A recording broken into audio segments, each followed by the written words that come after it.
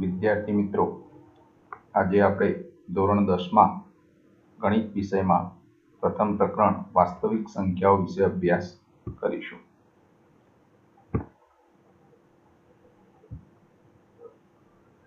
સૌપ્રથમ આપણે ધોરણ 9ની અંદર ભણી ગયા મુજબ થોડુંક પુનરાવર્તન કરી લઈએ. તો પ્રાકૃતિક સંખ્યાના ગણને n તરીકે દર્શાવાય. તેની અંદર સંખ્યાઓ 1, 2, 3, 4 આવી બધી સંખ્યાઓનો સમાવેશ થાય છે. એમાં સૌથી નાની પ્રાકૃતિક સંખ્યા 1 છે. આ સંખ્યાઓની અંદર શૂન્ય ઉમેરી દો તો પૂર્ણ સંખ્યાઓ બની જાય. એટલે પૂર્ણ સંખ્યા ગણને W કહેવામાં આવે. એની અંદર 0, 1, 2, 3 એમ અનંત સુધી સંખ્યાઓ આવે. ત્યારબાદ એમાં સૌથી નાની પૂર્ણ સંખ્યા 0 છે.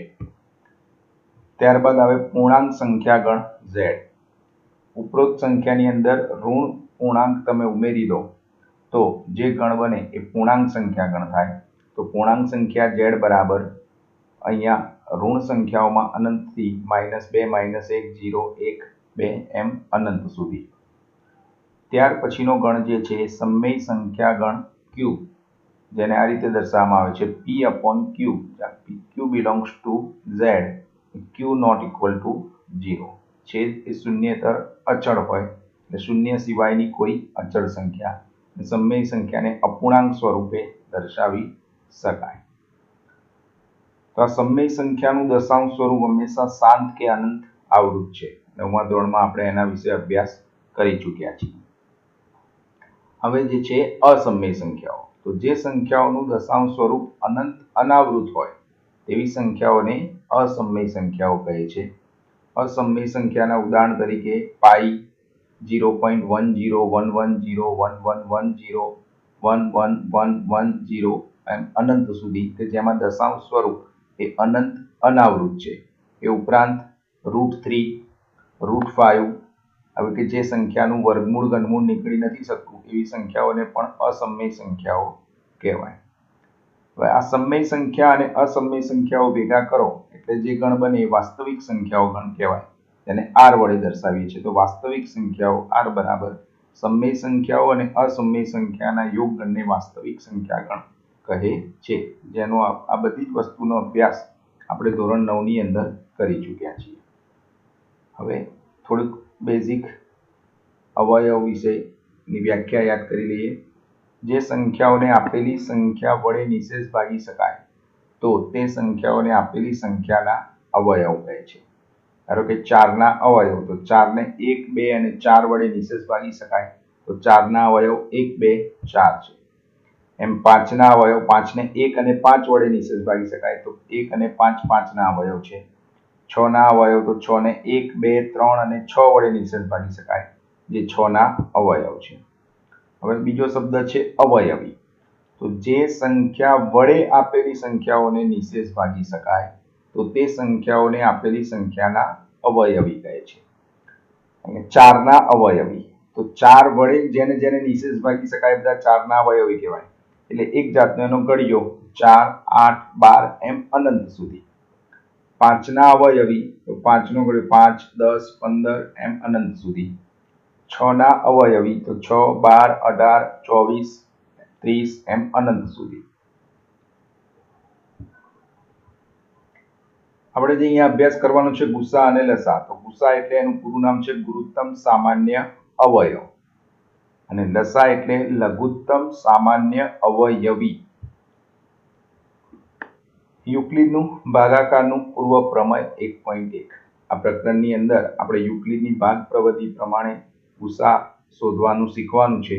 તો એનું પહેલા ભાગાકારનું પૂર્વ પ્રમેય સમજીએ કે આપેલ ધન પૂર્ણાંકો a અને b ને સંગત અનન્ય અનુપૂર્ણાંકો q અને r એવા મળે કે જેથી a બરાબર bq વત્તા r, જ્યાં 0 ≤ r b. આગળ આપણે ભણી ચૂક્યા છીએ પણ એના જે શબ્દો છે એને હવે સમજીએ આપણે. અહીંયા એ એને ભાજ્ય, આપણે ભાગાકારની જે ક્રિયા કરીએ છીએ, જે સંખ્યાને ભાગવાની હોય છે એને ભાજ્ય કહીએ છીએ. જેના વડે ભાગીએ છીએ એને ભાજક કહીએ છીએ. જે ઉપર જવાબ આવે એને ભાગફળ કહેવાય, અને છેલ્લે જે વધે એને શેષ કહેવાય. તો યુક્લિડની જે ભાગ પ્રવિધિ છે એમાં યુક્લિડની ભાગ પ્રવિધિ આપેલા બે ધન પૂર્ણાંકનો ગુસા શોધવાની પ્રવિધિ છે. એમાં અહીંયા આગળ આપણે ભાજ્ય આનો ઉપયોગ જે છે એ આના વડે આપણે કરીશું. ભાજ્ય બરાબર ભાજક ગુણ્યા ભાગફળ વત્તા શેષ. તમે ભાગાકારમાં જે સંખ્યાને ભાગો છો તો એને જેના વડે ભાગો એ સંખ્યા જે ભાગફળ આવે બંનેનો ગુણાકાર એમાં શેષ ઉમેરો તો તમને જે જવાબ છે તમે જે સંખ્યાને ભાગી દઈએ તમને જવાબ મળે. આનો ઉપયોગ કરી આ ભાજ્ય બરાબર ભાજક ગુણ્યા ભાગફળ વત્તા શેષનો ઉપયોગ કરી અને આજે આપણે એના દાખલા જોઈશું. એક્ઝામ્પલ 1 યુક્લિડની ભાગ પ્રવિધિથી 175 અને 112 નો ગુસા શોધો. યુક્લિડની ભાગ પ્રવિધિથી બે સંખ્યા આપેલી હોય તો એનો ગુસા તમે શોધી શકો છો. તો અહીં જે બે સંખ્યા આપી છે એમાં મોટી સંખ્યાને નાની સંખ્યા વડે ભાગવાની છે. અહીંયા 175 112 કરતા મોટા છે તો 175 ને આપણે ભાજ્ય તરીકે લઈશું અને 112 ને ભાજક તરીકે લઈશું. તો 175 ને હવે તમે 112 વડે ભાગો તો ભાગાકારની ક્રિયા તમે બાજુમાં ભાગાકાર કરો તો 175 ને 112 વડે ભાગો તો 112 એકા 112 અને તમે બાદબાકી કરો 175 માંથી 112 તો 63 શેષ વધશે. તો 175 બરાબર 112 ગુણ્યા 1 વત્તા 63 એટલે ભાજ્ય બરાબર ભાજક ગુણ્યા ભાગફળ વત્તા શેષ સ્વરૂપે દર્શાવી શકાય. હવે આ પ્રક્રિયાનું આપણે પુનરાવર્તન કરવાનું. એમાં શું કરવાનું?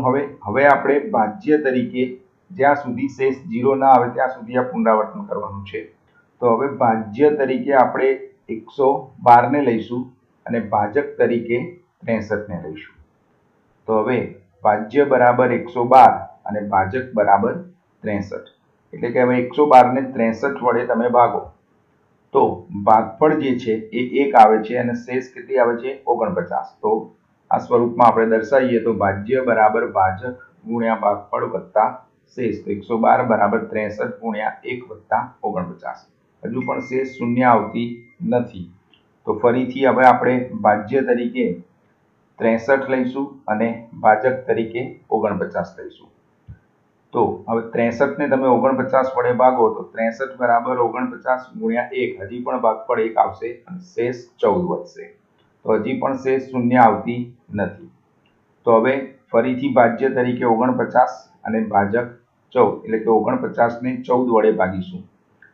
તો 14 તરી 42 એટલે 49 માંથી 42 જાય તો 7 વધે એટલે 14 ગુણ્યા 3 વત્તા 7 હજી પણ શેષ શૂન્ય આવતી નથી.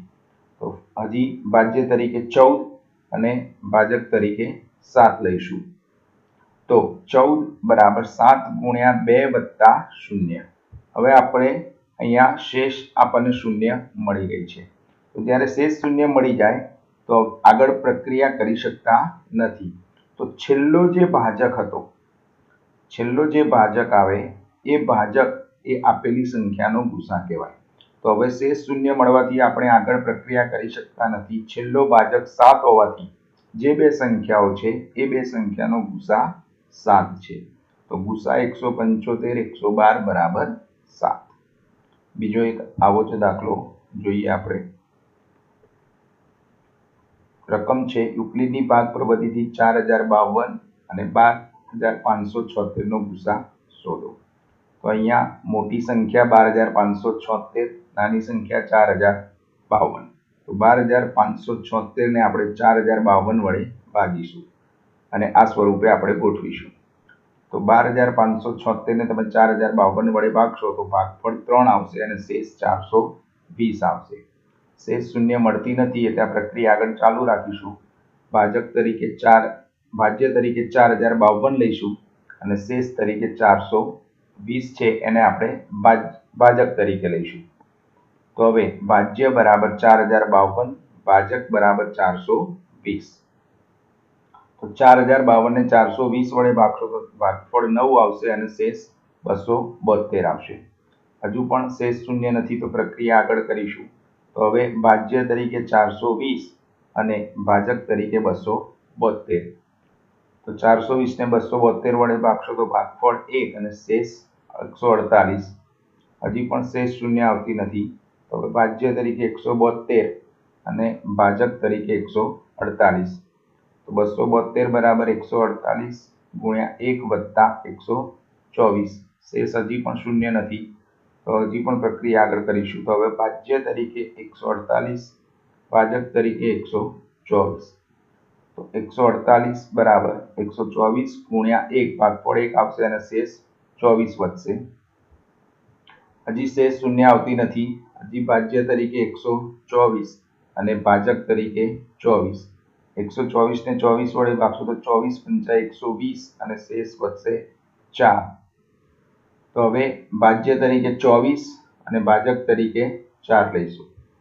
તો 24 બરાબર 4 ગુણ્યા 6, 6 ચોક 24 અને શેષ શૂન્ય. હવે અહીંયા શેષ શૂન્ય આવી જાય છે, એટલે હવે શેષ શૂન્ય મળવાથી આપણે આગળ પ્રક્રિયા કરી શકતા નથી. તો છેલ્લો ભાજક આપણો 4 હતો, તો આપેલી સંખ્યાનો ગુસા 4 થશે. તો ગુસા 12576 અને 4052 બરાબર 4.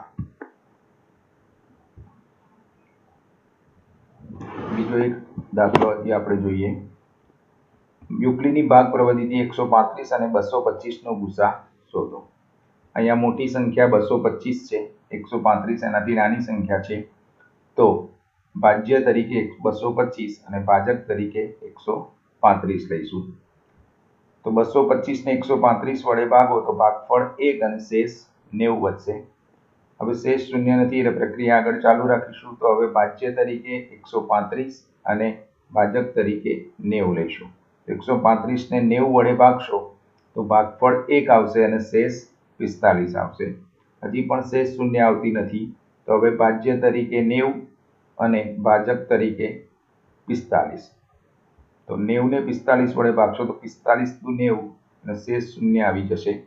તો હવે છેલ્લો ભાજક જે છે, તો અહીંયા શેષ શૂન્ય મળવાથી આપણે આગળ પ્રક્રિયા કરી શકતા નથી. છેલ્લો ભાજક 45 હોવાથી 135 અને 225 નો ગુસા 45 છે. તો આમ ગુસા 135 225 બરાબર 45. બીજો એક દાખલો જોઈએ, દાખલા નંબર 4. યુક્લિડની ભાગ પ્રવૃત્તિથી 196 અને 38220 નો ગુસા શોધો. તો અહીંયા 38220 196 કરતા મોટા છે, તો 38220 ને 196 વડે આપણે ભાગીશું. તો 38220 ને 196 વડે ભાગતા ભાગફળ 195 અને શેષ સીધી શૂન્ય, એટલે કે 196 વડે 38220 ને ભાગી શકાય, નિશેષ ભાગી શકાય છે. માટે જ્યારે આવી પહેલી જ રકમમાં જો એને નિશેષ ભાગી શકાતું હોય તો જે ભાજક છેલ્લો ભાજક આપણો 196, એટલે એનો ગુસા એ આપણને કેટલો મળશે? 196 મળશે. તો ગુસા 196 38220 બરાબર 196.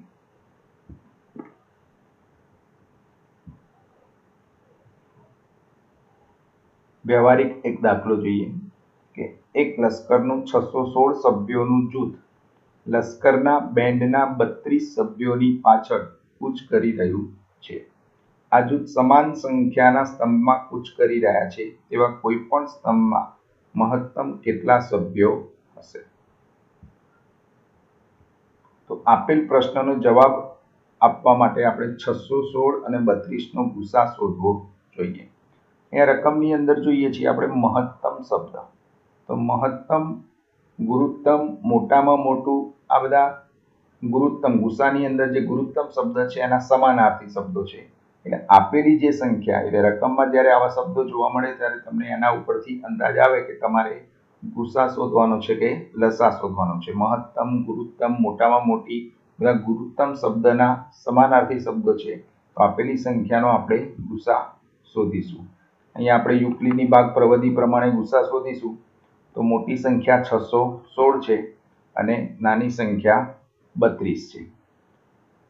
તો ભાજ્ય બરાબર 616 અને ભાજક બરાબર 32 લઈશું. તો 616 ને તમે 32 વડે ભાગશો તો ભાગફળ 19 અને શેષ શું આવશે?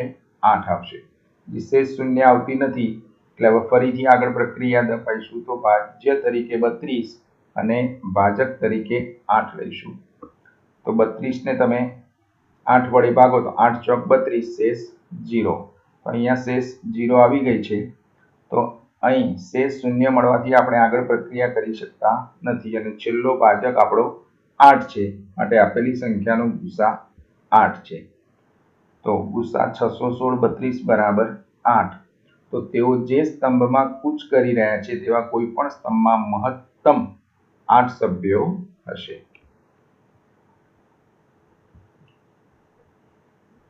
આગળ વધુ અભ્યાસ કરતા અંકગણિતનું મૂળભૂત પ્રમેય કે દરેક વિભાજ્ય સંખ્યાને તેના અવયવોના ક્રમને અવગણીને અવિભાજ્ય સંખ્યાઓના ગુણાકાર તરીકે અનન્ય રીતે દર્શાવી શકાય. નીચેની દરેક સંખ્યાને તેના અવિભાજ્ય અવયવના ગુણાકાર સ્વરૂપે દર્શાવો. આગળ આપણે આ ભણી ગયેલા છીએ, જેનો અહીંયા ખાલી અલગ સ્વરૂપમાં આપણે અહીંયા દર્શાવીએ છીએ.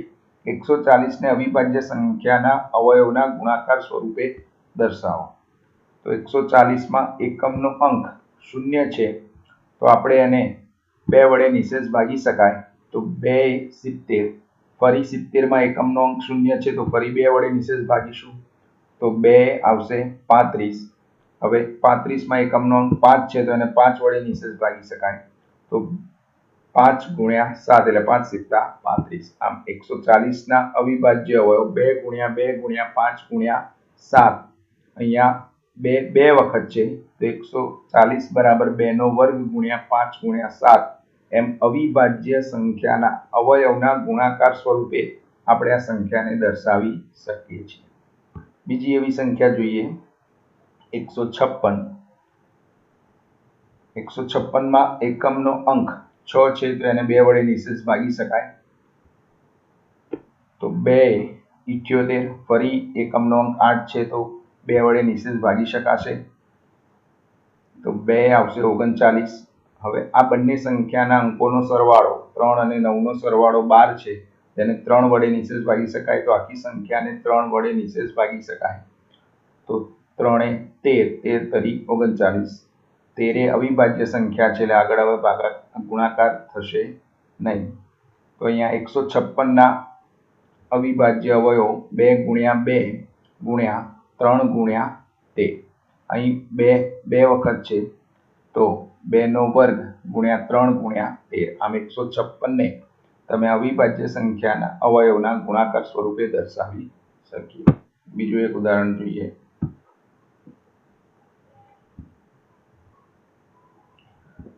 3825. તો અહીંયા 3825 ના આપણે અંકોનો સરવાળો જે છે એ 8 ને 3 11 ને 2 13 ને 5 18 ને 3 વડે નિશેષ ભાગી શકાય. તો આખી સંખ્યાને 3 વડે નિશેષ ભાગી શકાય. તો 3 આવશે 1275. અહીંયા આગળ ફરી એના અંકોનો સરવાળો કરશો તો 3 ને 7 10 ને 5 15. હજી પણ 3 વડે એને નિશેષ ભાગી શકાય. તો 3 આવશે 425. હવે અંકોનો સરવાળો કરશો તો 11 થશે. તો 11 ને 3 વડે નિશેષ ના ભાગી શકાય. અહીં એકમનો અંક 5 છે, તો 5 વડે એને નિશેષ ભાગી શકાય. તો 5 85. હજી એકમનો અંક 5 છે, તો ફરી 5 વડે નિશેષ ભાગીશું. તો 5 17. આમ 3825 ના અવિભાજ્ય અવયવ 3 ગુણ્યા 3 ગુણ્યા 5 ગુણ્યા 5 ગુણ્યા 17. તો અહીંયા 3 2 વખત છે અને 5 પણ 2 વખત છે, એટલે 3 નો વર્ગ ગુણ્યા 5 નો વર્ગ ગુણ્યા 17. અને 3825 ને આમ અવિભાજ્ય સંખ્યાના અવયવોના ગુણાકાર સ્વરૂપે દર્શાવી શકાય. બીજી એક સંખ્યા છે 5005. અંકોનો સરવાળો 10 થશે, એટલે 3 વડે નિશેષ નહીં ભાગી શકાય. તો 5 એકમનો અંક છે, તો 5 વડે નિશેષ ભાગીએ. તો 1001. 1001 ને હવે 7 વડે નિશેષ ભાગી શકાય. તો 143. 143 ને 11 વડે નિશેષ ભાગી શકાય. તો 11 ગુણ્યા 13. આમ 5005 એના અવિભાજ્ય અવયવ છે 5 ગુણ્યા 7 ગુણ્યા 11 ગુણ્યા 13.